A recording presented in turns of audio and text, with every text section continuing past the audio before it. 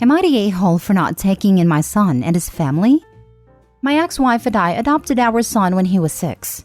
We had been his foster parents for 3 years and we wanted to make it official. Then I met his wife when he was 18. She knew he was adopted and she thought it would be good for him to get to know his biological parents. And over the course of the next few years, my ex-wife and I were slowly pushed out of his life.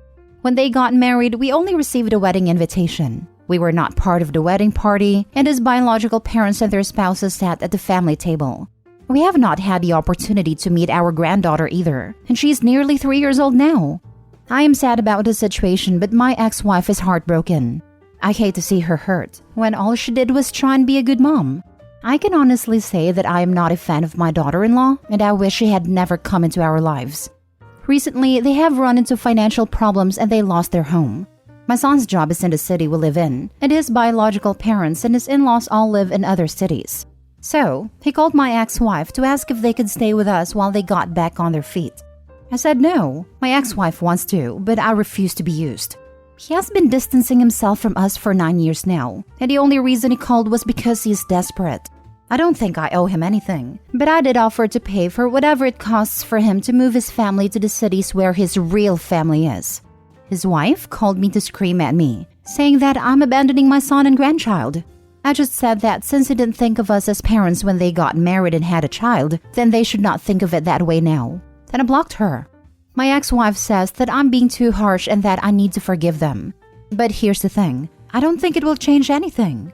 All that will happen is that they live in our home and then they abandon my wife again as soon as the chance presents itself. Edit. He was removed from his biological parents because they were very young and it wasn't a good situation. If they had been older or more stable, I'm sure they would not have severed their parental rights. To make it clearer, his mom and I are divorced. She is in an extended care facility and he cannot live there. I kept our home, and I'm still friends with her and we see the kids together as a family. I still care for her deeply, but her condition wasn't something she wanted me to deal with. Our son didn't even know we had separated when he called her. Now for the top comments. Info. Over the course of the next few years, my wife and I were slowly pushed out of his life. Why? You raised him for 15 years. Did you have a good relationship with him? I thought we did. I have racked my brain trying to understand what happened, and the only thing I can think of at all is that his biological parents are the same race as him and his wife. This reply kind of makes me feel you treated him as a different race than you. The only reason you can think of is the same race? Not anything else? I'm sorry, I don't quite believe that. His behaviors are screaming trauma without help. Now maybe that trauma came from when he was placed into foster care and just never got dealt with. Or maybe it came from your time with him, but I highly doubt it's only because of race. We raise him along with other foster kids and our own biological children, all of whom we see on a regular basis. While our biological children are white, our other foster kids are all not. Not the a-hole. He has been pushing you away for 9 years for his BioParents. He's clearly indicated you are not his parents. He doesn't get to randomly come back and majorly disrupt your lives because he's in a bad position now. He would 100% be using you and his wife. Sounds awful. You were more than generous to offer to pay for them to relocate. I understand your wife wanting to bring him back, but sounds like he has no remorse over how he has treated y'all for almost a decade. It doesn't matter. He and wife weren't good enough to be treated like parents for the past 9 years. They're not good enough now either. He can go and ask his BioParents. After all, they're the ones who had posed at the wedding as parents. Well, now they can actually do something for their son, given that they let Opie and wife raise him, and only came back when he was a grown-up to reap what they didn't sow. People like Opie's son are the reason why so many people refuse to adopt. Of course it matters. No one can force Opie to house them as they are adults. But understanding if there was a reason that a kid pulled away makes a different take to the story. He said in a comment that he and son are of different race, and that wife and son are the same race.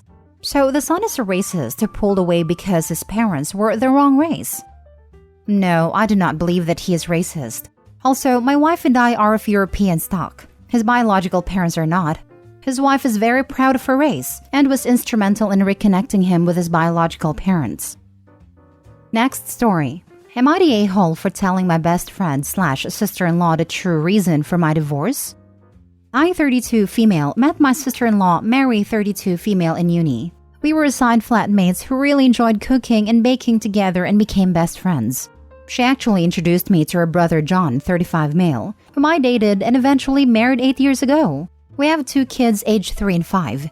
Mary was thrilled for us. She had a close relationship with John and remained best friends with me. John is very intelligent and a bit competitive in nature, so he naturally went into an intense career field. Unfortunately, he turned towards alcoholism to cope with an intense job.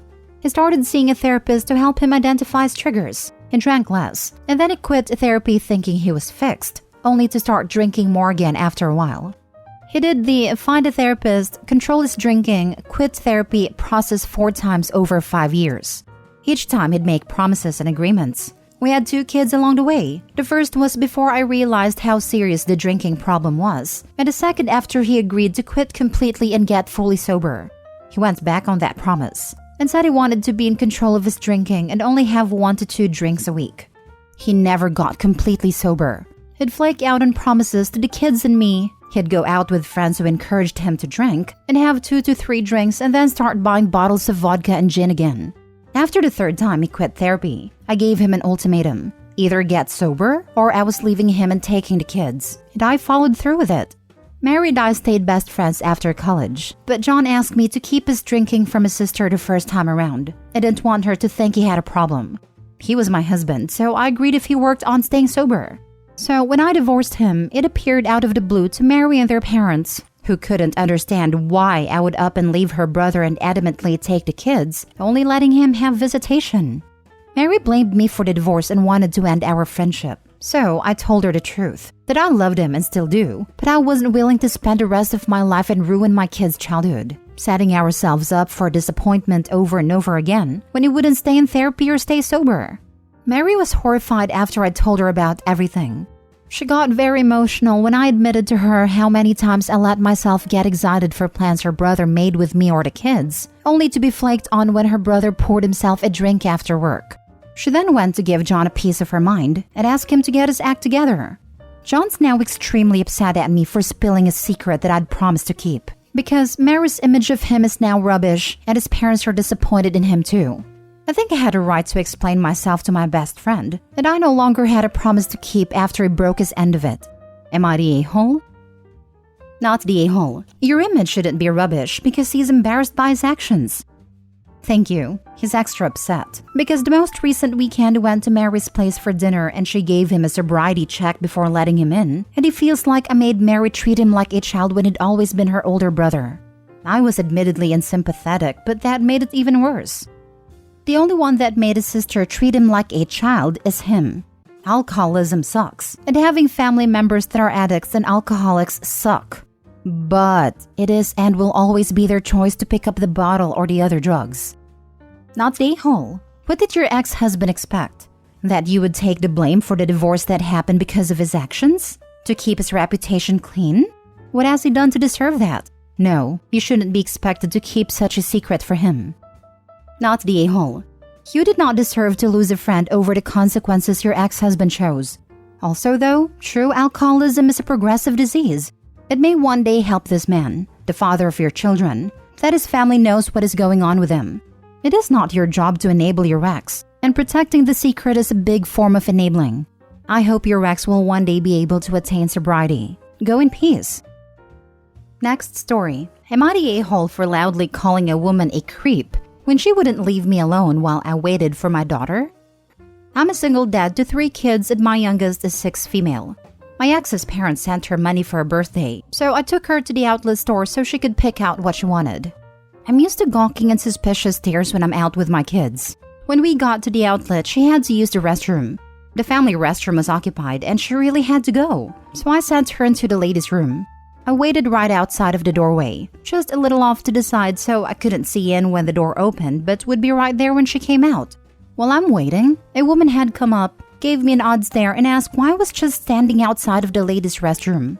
I explained I was waiting for my daughter to come out, and she offered to go inside and watch her. I declined because I have had one too many negative experiences with people who said they meant well, only to try getting my kids to admit I was kidnapping them, sneak them out to safety, and the like. That nonsense gets exhausting, though I understand their intentions are good. She asks why not? Where's their mother? What's my daughter's name? What does she look like? Giving me this whole shakedown.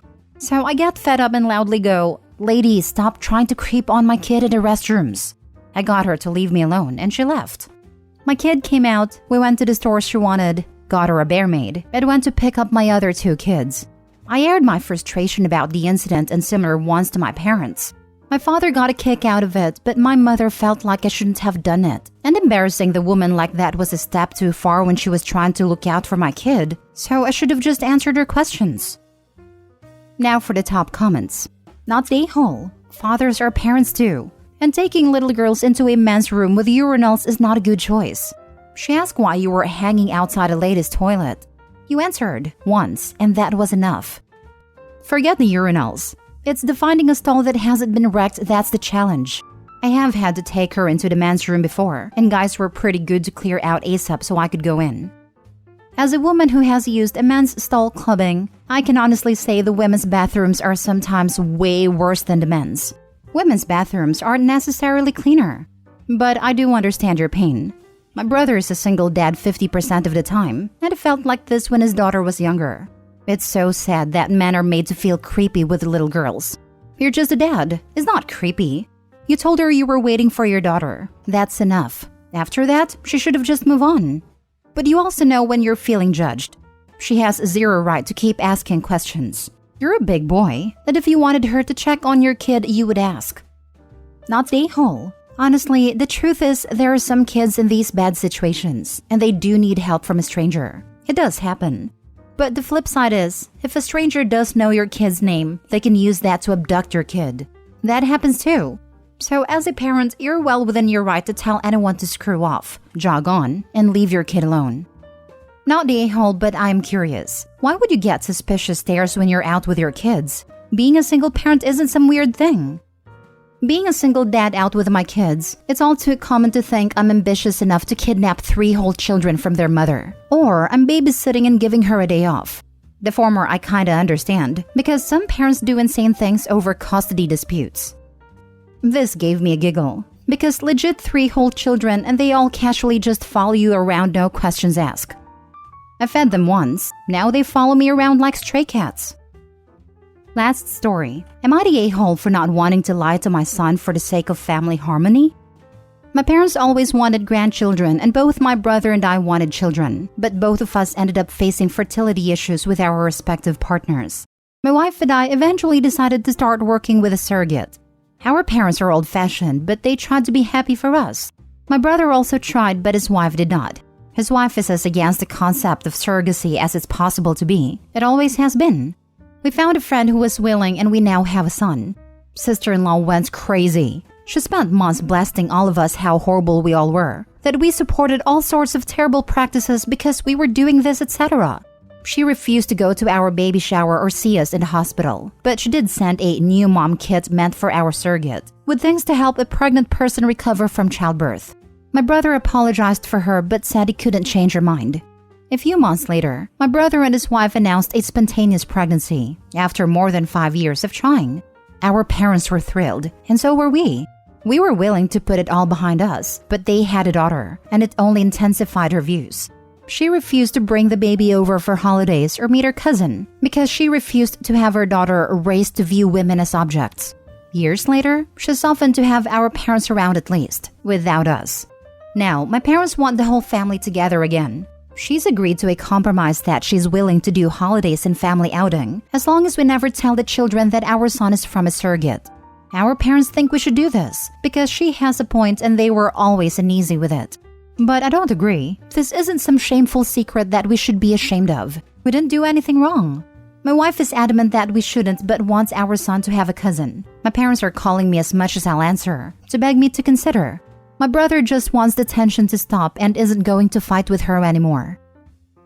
Not the a-hole. Your sister-in-law can just mind her own business or just get lost.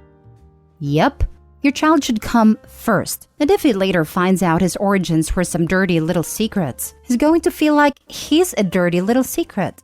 Don't do that to him. The extended family can eat rocks if they think this is a solution. Sister-in-law's flat out crazy. You better believe she's going to make some hateful or belittling comment to your son in the future if she feels this strongly. So do your son a favor and spare him of that. And a likely possibility that if he does make friends with a cousin, it'll be ripped away later when sister-in-law starts in with some other new wild demand. Yes, that's right here. This woman has acted insane over something that's not her business for years. There is no way she's going to bite her tongue when the child, who is the living representative of this thing she unreasonably hates, is in front of her. And even in the unlikely event that she did, she won't do so in front of her child, who will pick up on that attitude and act on it towards Opie's child. Opie ought to cut contact for the sake of their child. Not the a-hole. I guarantee lying to your child about their origins will cause divide in that relationship. What is more important? Sister-in-law and her precious views? Or building an honest and open relationship with your child? Children survive without cousin relationships, and they thrive better without people who don't like their existence because they came in a different way. All of my cousins lived far away from me and I only saw them for a week every few years. Had none since we were in our teens. Children can and do get along fine without being with their cousins. But once a lie is exposed, that's much harder to come back from. Sister-in-law's nuts. The truth is likely to tear the family apart, and sister-in-law will be prompt to blame you. Since no one wants to stand up to her, do not expect support. Sad situation.